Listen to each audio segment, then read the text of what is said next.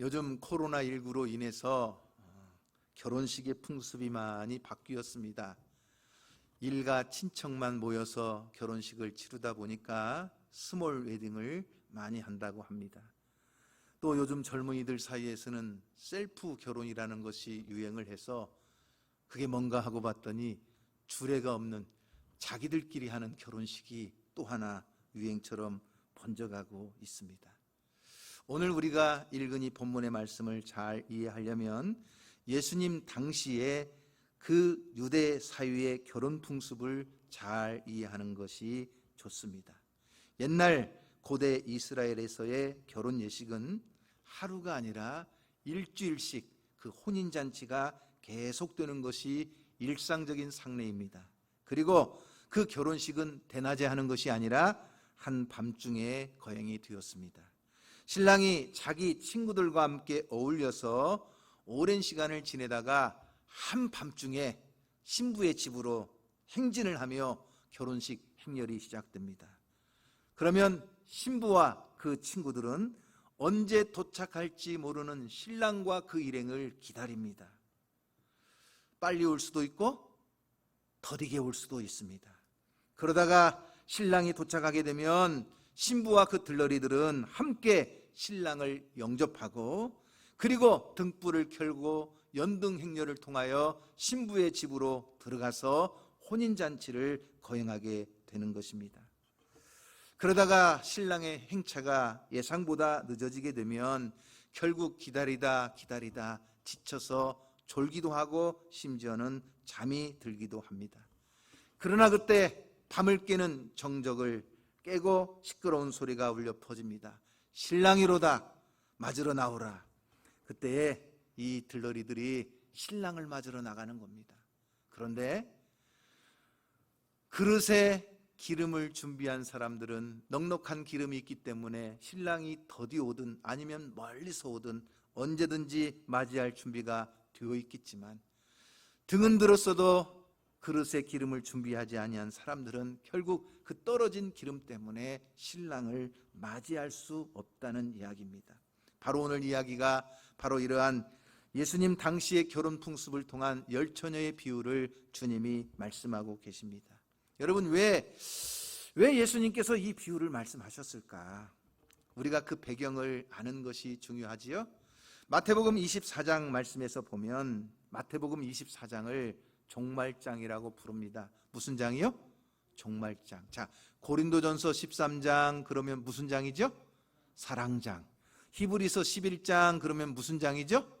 믿음장. 그러는 것처럼 마태복음 24장 그러면 그 유명한 종말장입니다. 왜 종말장이라고 부르느냐? 여러분 마태복음 24장 3절 말씀에 보면 이렇게 나와요. 자, 함께 읽어볼게요. 예수께서 감람산 위에 앉으셨을 때에 제자들이 조용히 와서 이르되 우리에게 이르소서 어느 때에 이런 일이 있겠사오며 또 주의 임하심과 세상 끝에는 무슨 징조가 있사오리이까? 언제 세상의 종말이 옵니까? 세상의 종말이 일어나면 어떤 징조들이 일어납니까? 이런 제자들의 아주 심각한 질문에 예수님께서 그 답변을 쭉 하시는 내용이 마태복음 24장이고 그 연속선상에서 그 종말에 대한 세 가지의 비유를 하시는데 그 세 가지 비유가 바로 마태복음 25장에 나와요. 그 세 가지 비유가 뭐죠, 여러분? 첫째가 열처녀 비유예요. 기름 준비하지 못한 미련한 5처녀는 그 혼인잔치에 참석하지 못한다. 두 번째 비유가 뭘까요? 달란트 비유예요. 1달란트 받은 악하고 게으른 종이 땅속 깊이 묻어두었다가 주인이 와서 결산할 때 그 게으른 종은 주인의 즐거움에 참여하지 못한다. 세 번째 비유가 뭐죠? 양과 염소의 비유예요.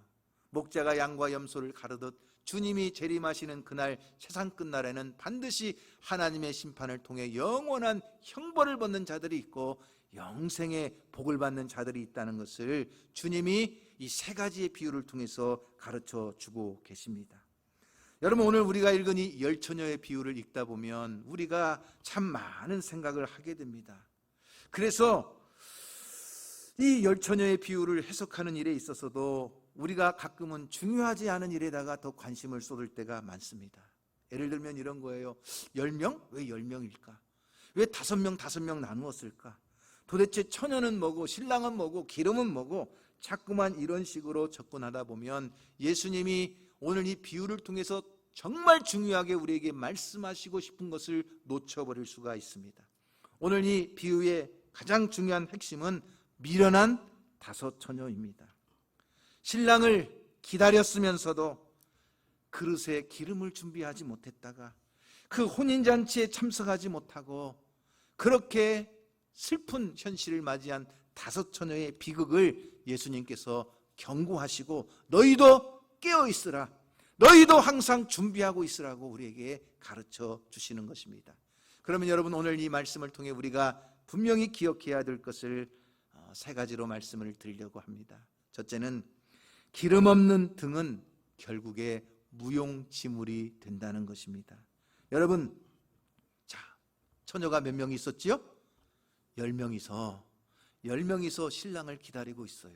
그런데 미련한 5 처녀나 슬기로운 5 처녀의 그 외적인 모습을 비교해 보면 다른 것이 있었을까요? 없었을까요? 별로 다른 것이 없어요. 자, 똑같이 결혼식에 초대를 받았습니다. 그래서 똑같이 신랑을 기다리고 있었습니다.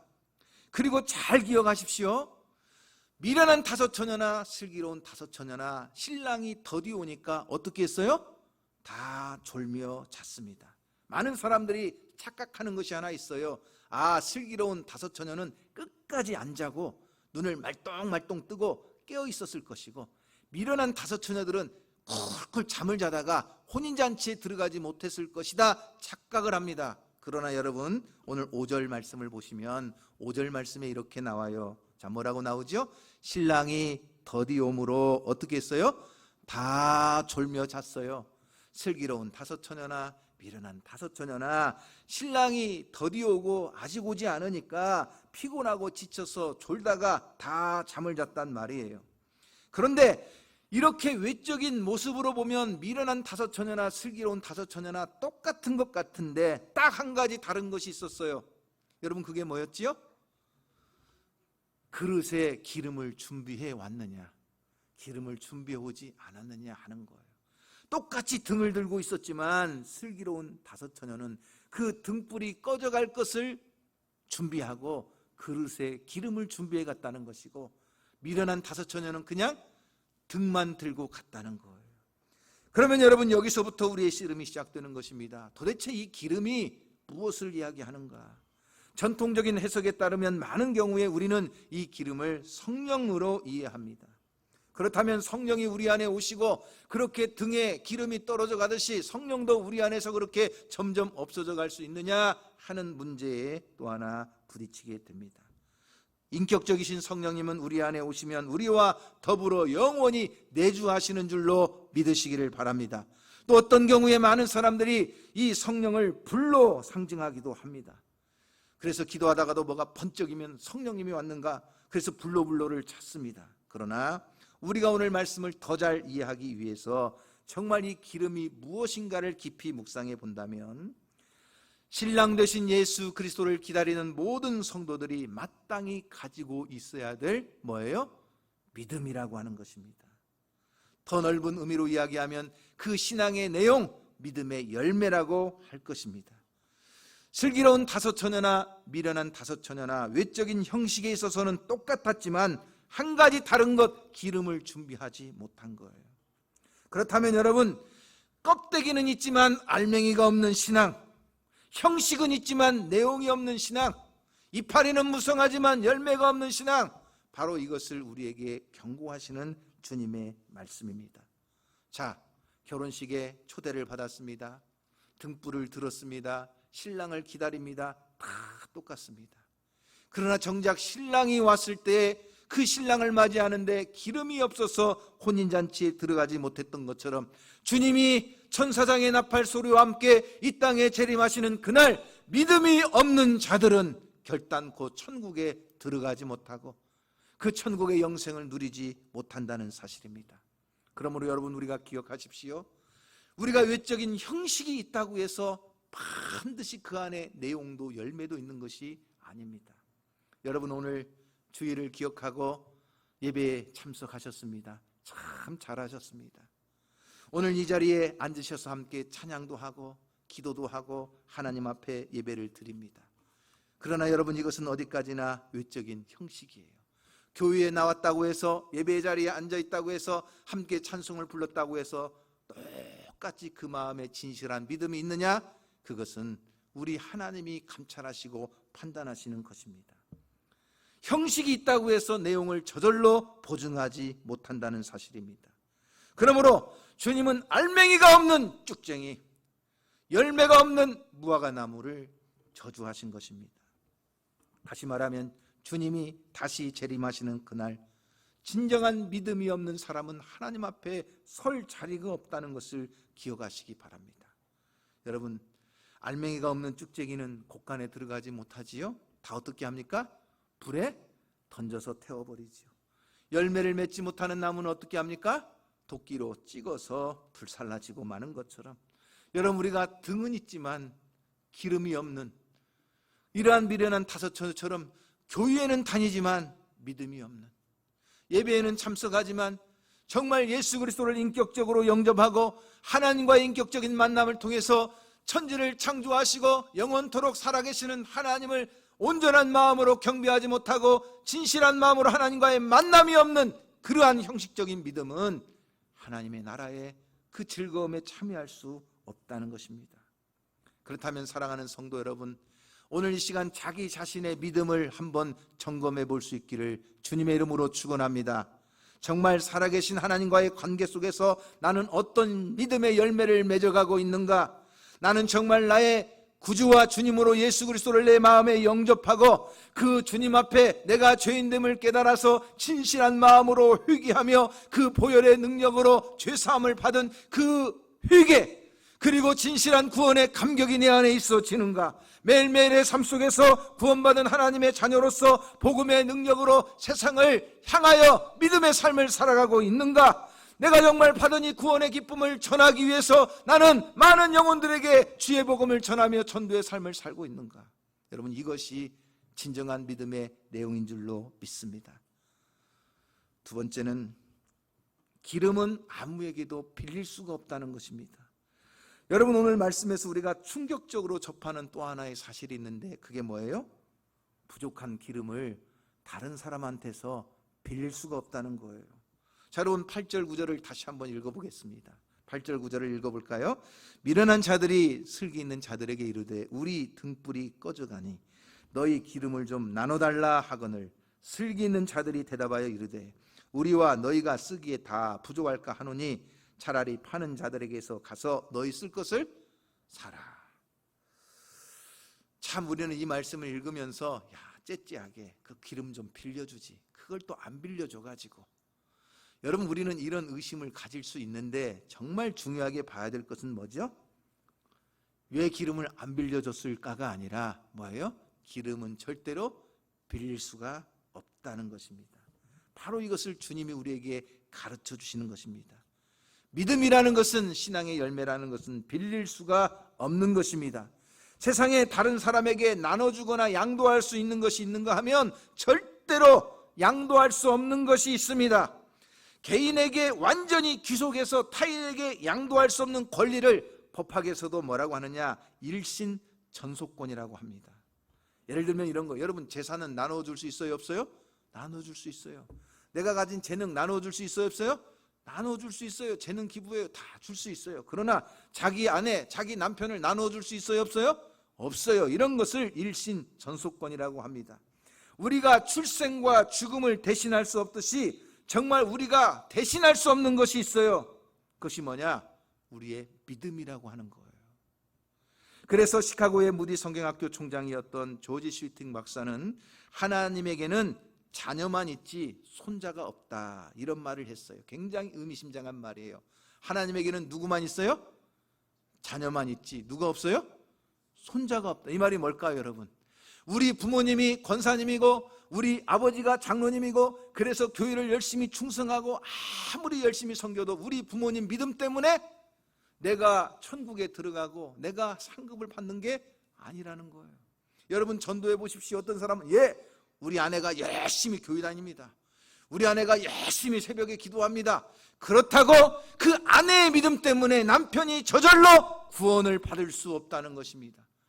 아내가 믿는 믿음은 그 믿음으로 아내가 구원을 받는 것이고, 자기는 아무리 그 아내가 열심히 교회를 다니고 열심히 봉사하고 열심히 충성해도 그 천국의 상은 그 아내가 받는 것이지 그 아내 덕분에 자기가 저절로 받는 것이 아니라는 거예요. 다시 말하면 기름이라는 것은 나눠줄 수가 없는 것이고 빌릴 수가 없는 것이라는 것입니다. 천국은 어떤 조직이나 집단으로 들어가는 것이 아닙니다. 한 사람 한 사람이 개인적으로 예수 그리스도에 대한 신앙을 고백하고 하나님의 자녀가 되고 주님과의 인격적인 만남을 통해서 그 구원의 감격을 누리고 하나님 앞에 헌신하며 그 말씀에 충성한 결과 그 믿음으로 하나님의 상급을 누리는 것인 줄로 믿습니다.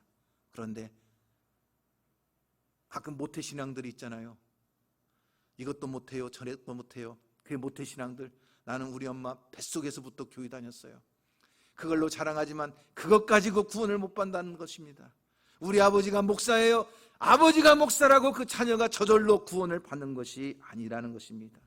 신앙은 개인적으로 예수 그리스도를 나의 구주와 주님으로 고백한 사실 없이 그저 다른 사람의 기름을 빌려 대신할 수 없다는 사실을 믿으시기를 바랍니다.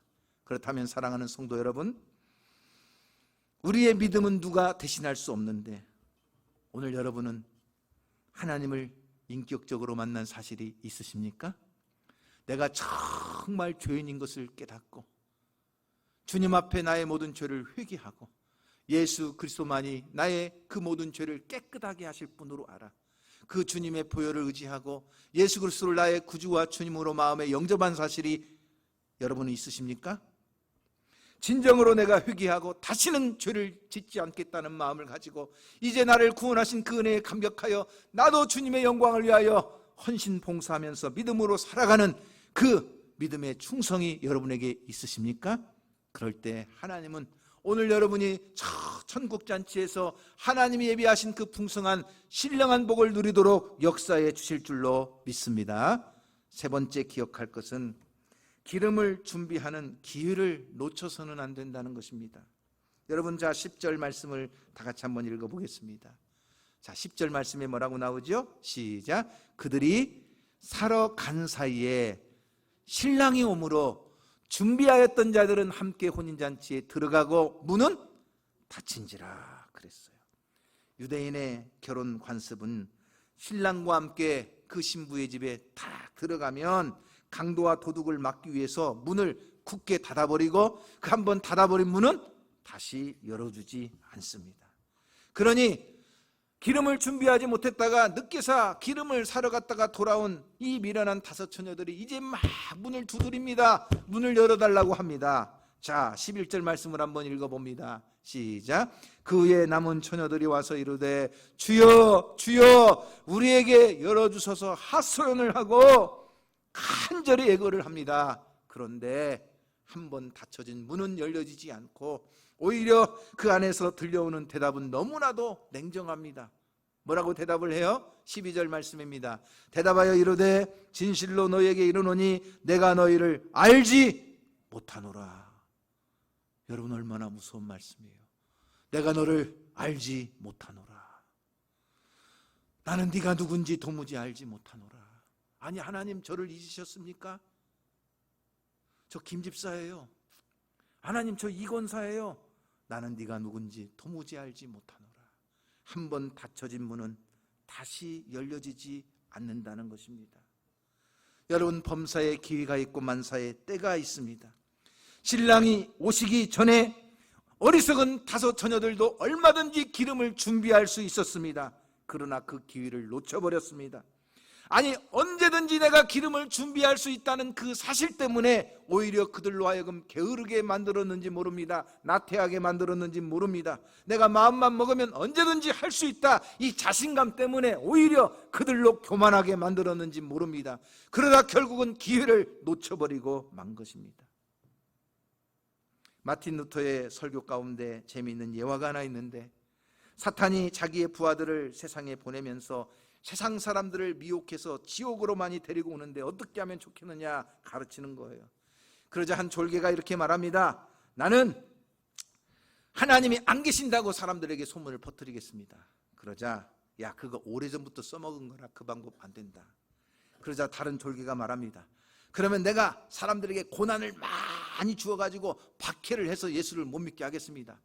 그러면 예수 믿는 사람들은 주님의 이름 때문에 박해당하는 것을 상급받는다고 생각하고 오히려 그것을 더 기쁨으로 박해를 받는다. 그러면 어떻게 하면 됩니까? 그러자 사탄이 이렇게 말하는 거예요. 서둘 것 없고 천천히 믿으시오. 가서 그렇게 전하라는 것입니다. 어떻게 해요? 서둘지 마.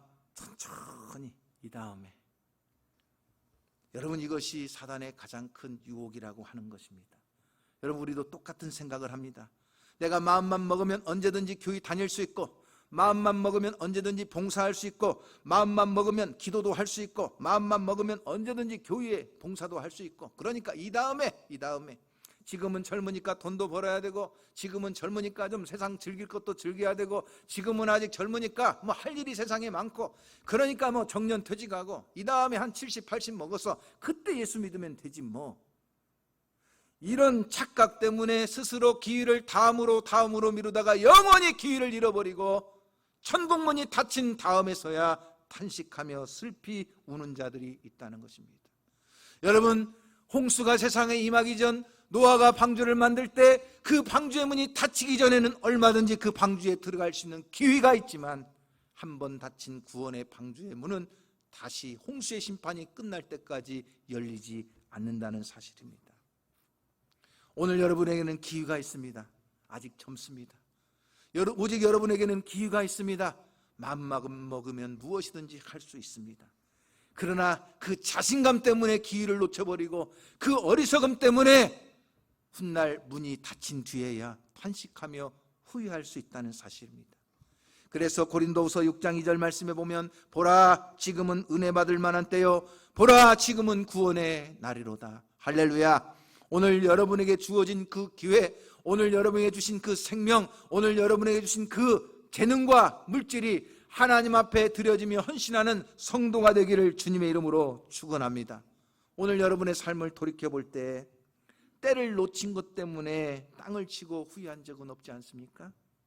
공부할 때를 놓쳐버려서 평생 후회하는 사람들, 사업을 하다가 투자의 때를 놓쳐버려서 손해를 본 사람들, 그러나 공부할 때를 놓치고 투자할 때를 놓쳐도 사람에게는 또다시 다른 기회가 찾아올 수 있겠지만, 그러나 신앙의 때라는 것은 한 번 지나가 버리면 영영 돌아오지 못할 수도 있습니다.